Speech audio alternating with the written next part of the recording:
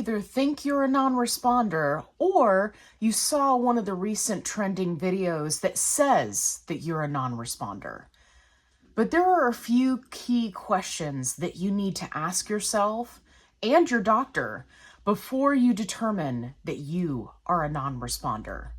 Let's get into it. If you're new here, hey, I'm Allie. I'm on a fantabulous weight loss quest, and hopefully you'll subscribe, come along for the ride, because I put out new videos every day. I track the GLP-1 trends so that you don't have to.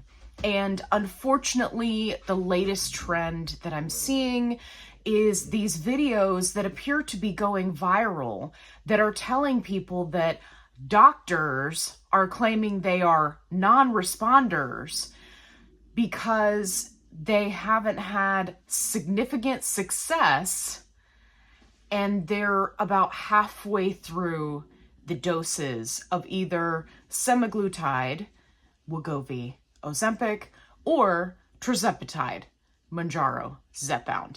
And I am here to tell you there is so much more than what these people are saying, and I haven't found a single doctor or study to back them up. So let's go over what it really means to be a non-responder and how you can determine with the help of your doctor if you are in fact a non-responder. Now, what is the trend that I'm seeing?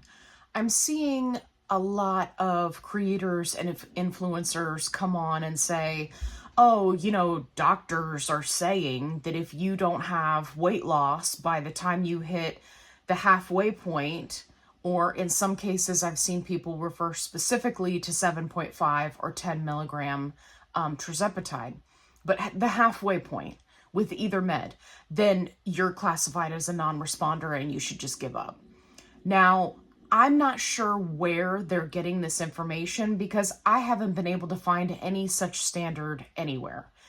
I suspect that it's coming from insurance companies because what they don't want to do is continue to pay for the meds, right? Assuming it's covered by insurance, and you get all the way to the highest dose and you don't lose weight, right? You're a non-responder.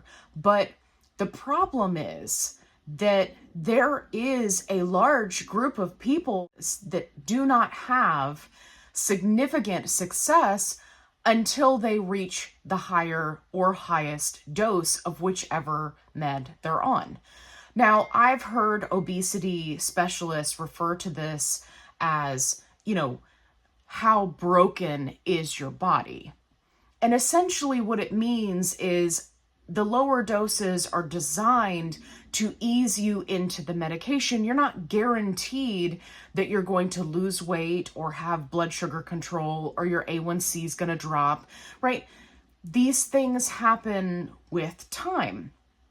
But this huge influx of people that are like, if you're not seeing results halfway through, then you're just a non-responder and you should just quit. That is a terrible, terrible, terrible line of thought and advice. And please, if you are someone who is struggling, do not follow it. You definitely want to talk to your doctor. You want to make sure that you're doing all the things, but there are people whose bodies are significantly broken, if you will, who need to go all the way to the higher doses or even the highest dose of a GLP-1 in order to reap the benefits. And it's so frustrating for me to see this massive influx of new people to GLP-1s and they're being told, oh, well, if you're on, this dose or this dose and you're not seeing results, well, you should just throw in the towel. No, that's not how medicine works. Each person is different. Each person is an individual. And what's important is that you are working very closely with your doctor to figure out where you land in the big scheme of things. If you give up half the way through, you're never going to know if it worked for you. Now, if you do get all the way to the highest dose, of, for example, semaglutide, and it didn't work for you, then at that point, usually the recommendation is to switch to tirzepatide, because many people have higher success on tirzepatide. But again, you're not just going half the way through and giving up. There is so many people in the support groups that post and they're like, oh, I'm on month 3 and I've lost 3 pounds. So should I switch? I mean, really, it's a conversation for you to have with your doctor. But if you're on semaglutide, then you should not be comparing yourself to anyone, period. But you most certainly should not be comparing yourself to somebody who's on tirzepatide. The results are likely not going to be the same. And I understand that that upsets a lot of people that have had huge success on semaglutide. And if you are one of those people, I would appreciate it if you would drop down into the comments and let people know the success that you have had. What's important for me to get across to you is you need to do your research and you need to have realistic expectations. There are a ton of people who lose water weight and inflammation in the first 3 months of being on a GLP-1 med, and then that's it. And then they don't have continued success until they get to that highest dose. It doesn't mean that you're a non-responder. It means that your body is different and you need a higher dose. And there's no moral value associated with that, right? People who have weight loss at lower doses, they're not automatically better. The number for the dose only means something to you and your doctor. It's not a tool by which you can compare to others, because your body, your conditions, your specific comorbidities are unique to you.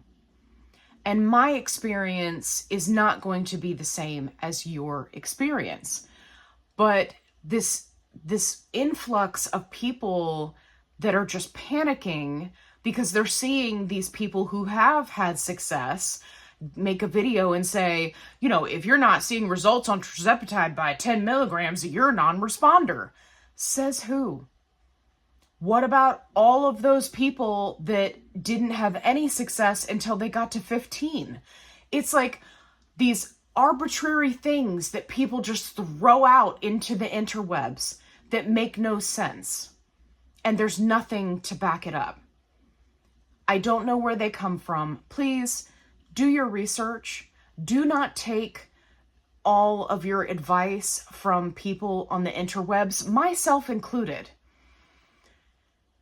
You need to be researching on your own.